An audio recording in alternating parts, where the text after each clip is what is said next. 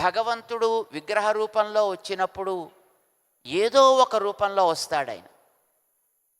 అంటే ఒక్కొక్క స్థానంలో రాముడిగా రావచ్చు. ఇప్పుడు మన క్షేత్రంలో రామచంద్ర ప్రభువుగా వచ్చి ఉన్నాడు.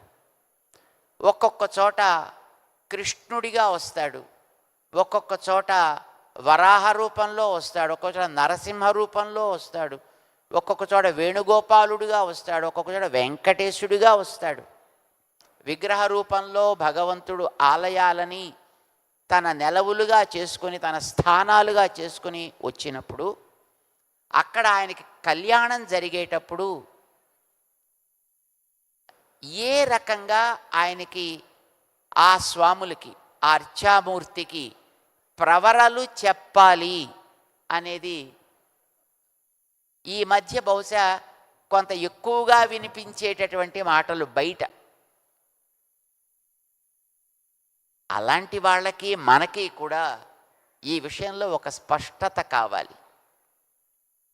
రామచంద్రుడిగా ఆయన వచ్చి అప్పుడు త్రేతాయుగంలో సీతా పరిణయం ఆడాడే, ఆ వేళ ఆయన వశిష్ఠ గోత్రీకుడు.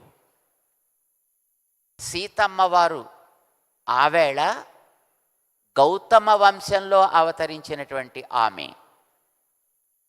వాళ్ళకి వెనకాతల అప్పట్లో ఆ రామచంద్ర ప్రభువుగా వచ్చినటువంటి స్వామికి తండ్రి దశరథుల వారు, వారి తండ్రి గారు అజమహారాజు గారు, వారికి పూర్వులు నాభాగుడు అనే మహానుభావుడు.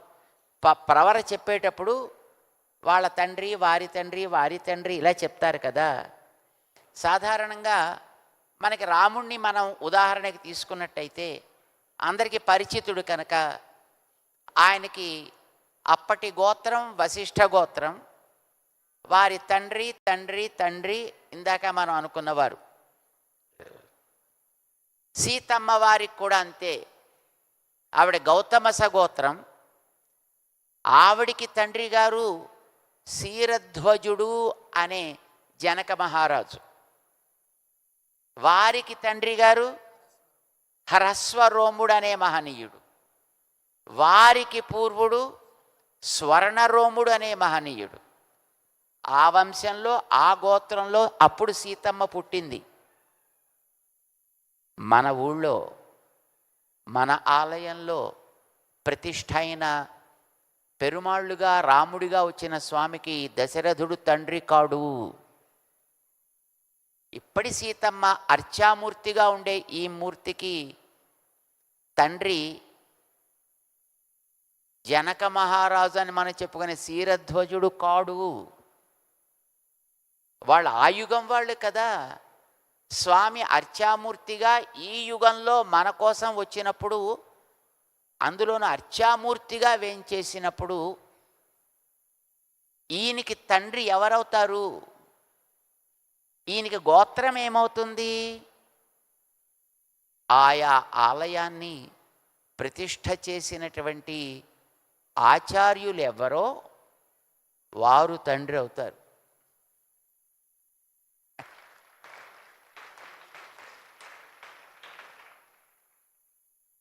గోత్రం పెరుమాళ్ళకి, శ్రీ మహావిష్ణువుకి అచ్యుత గోత్రం అవుతుంది.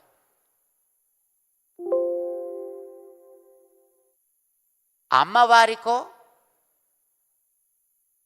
సౌభాగ్య గోత్రం అవుతుంది. అర్చామూర్తులుగా వేంచేసి ఉండేటటువంటి అమ్మవార్లు ఎవరైనా ఆవిడ సౌభాగ్య గోత్రానికి చెందిన తల్లి. పెరుమాళ్ళు ఆయన రామచంద్రుడిగా అవతరించిన, శ్రీకృష్ణుడిగా అవతరించిన, నరసింహుడిగా అవతరించిన, వెంకటేశుడిగా అవతరించిన వారికి గోత్రం అచ్యుత గోత్రం అవుతుంది. అప్పుడు ఈ మధ్య ఈ విషయాలు మీద పెద్దగా అవగాహన లేనటువంటి పండితులం అనుకున్న వ్యక్తులు చాలామంది రకరకాలుగా కామెంటరీస్, ముఖ్యంగా మనకి శ్రీరామనవమి లాంటి ఉత్సవాలు వచ్చినప్పుడు ఇలాంటి హడావిళ్ళు కామెంటరీస్ ఎక్కువగా మనకి వినిపిస్తున్నాయి. కానీ మనందరికీ ఇప్పుడు తెలియాల్సింది ఏంటంటే, ఇక్కడ 108 రూపాల్లో ఉన్నారే స్వాములు. ఇప్పుడు వీళ్ళందరికీ ఆ పెరుమాళ్ళకి వెనకాతల పరంపర గోత్రం, అమ్మవార్లకి వెనకాతల పరంపర గోత్రాలు. ఇప్పుడు ఇవన్నీ మనకి 108 మందికి చెప్పాలనుకోండి, అవి వేరే వేరే అయినట్టయితే మనకి ఇప్పుడు కార్యక్రమం ప్రారంభిస్తే రేపటి సాయంకాలం దాకా సాగుతూనే ఉంటాయి. కానీ అర్చామూర్తిగా వేంచేసి ఉండేటప్పుడు ఇది అర్చావతారం అంటాం. ఇప్పుడు ఇక్కడ ఉండేటటువంటి పెరుమాళ్లలో రామచంద్రుడు ఉన్నాడు, వెంకటేశ్వరుడు ఉన్నాడు, నరసింహస్వామి ఉన్నారు. కానీ వీళ్ళందరికీ గోత్రం చెప్పేటప్పుడు పెరుమాళ్ళకి ఏ రూపంలో ఉన్నా అర్చామూర్తిగా వేంచేసినప్పుడు ఆయన అచ్యుత గోత్రుడవుతాడు. అమ్మవారు సౌభాగ్య గోత్రానికి చేరినటువంటి మహానుభావురాలు అవుతుంది. అంచేత మనకు అది పెద్ద సౌకర్యం. ఒకసారి మన వాళ్ళు ప్రవర చెబితే ఆయా మూర్తుల నామాలని అక్కడక్కడ ఉండేటువంటి అర్చకులు వాళ్ళు స్మరించుకుంటారు. అది ఒక అద్భుతమైనటువంటి సౌకర్యం అన్నమాట మనకి. ఇక్కడ ఇప్పుడు దర్శిద్దాం. ఇంతవరకు విశ్వక్సేన పూజ పూర్తయింది.